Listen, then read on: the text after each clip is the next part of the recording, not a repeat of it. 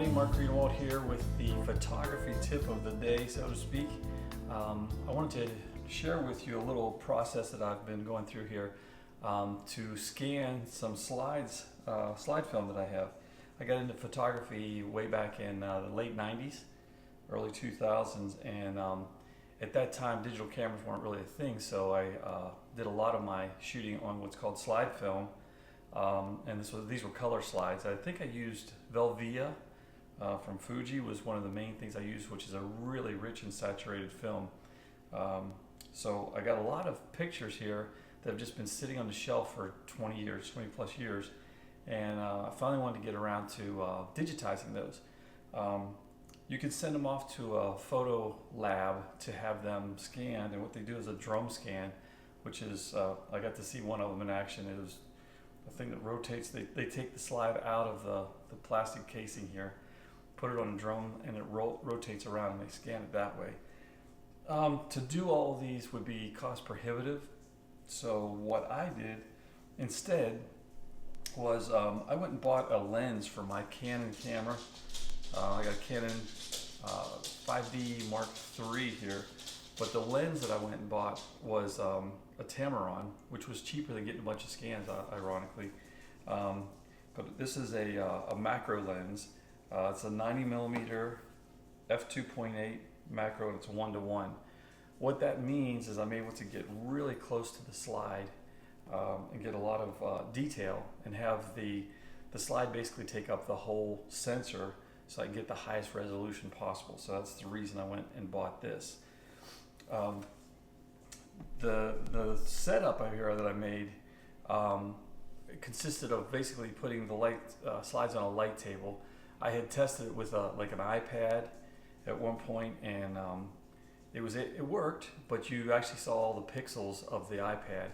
So I found these light fixtures that are about 4 inch by 4 inch. A couple companies make them. Contech is the one. I think this one is. Philips makes it. I think Juno. So there's several different brands that you can get, and I think they're on the order of $50 or something like that. You can actually use it for a light fixture in your ceiling or whatever. But for this, I just flipped it upside down and then used it as a light table. Now the first couple slides that I did, I actually laid it right onto the surface, and found that even though the slide was pretty clean, I was getting dust and scratches and just the texture of the lens itself of the fixture. So the solution for me was to elevate the slide off of the light table so that I had a little bit of an air gap there of about 1.5 inches or so. And the reason for doing that was the depth of field is so tight with this lens that any of the dust and scratches down there would be blurred and out of focus, whereas it would concentrate on the lens itself. To do that, ironically, I just took a CD case, a CD stack for CDs that I wasn't using anymore, and then cut a hole in that and made a cardboard slide holder. I'll zoom into this so that you can see it. But I set it up so that I just had a way to lay the slide in and have it line up each time that I was ready to take a picture. Let's talk about the settings that I ended up with. Obviously, your settings may vary depending on your light source and how close you are and everything. But a couple of things that I wanted to do was, even though the lens has a f2.8 that lets a lot of light in, I wanted to have a little bit of forgiveness of the whole slide being in focus. I did set this up so that I leveled it out, so I made sure that my camera was level and the slide was level, so that I was shooting at 90, right at 90 degrees to the slide. If your slide is at some angle, one side could be more in focus than the other. So to keep the whole thing in focus, you want to make sure that everything's level. Like I said, for forgiveness, instead of using 2.8, I used f8 for my aperture, so that I had a little forgiveness there to make sure everything would be in focus. Color temperature of the light fixture I found out was 2700, but instead of using auto, as far as my color temperature, I actually set it to that light level so that all the slides would be consistent. And then next setting was my ISO. Obviously, you usually want the highest or the lowest ISO you can. 100 is usually the best. I just found with my camera, I kind of like bumping it up just a little bit. So I think 320 is what I decided to use for this, just so that it was it had a little bit of not a little bit of grain. The grain you're going to pick up actually in the slide film, because this obviously slide film actually has the grain in it.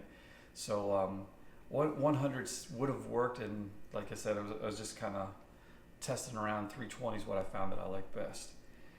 And the last thing was the time of the shutter opening.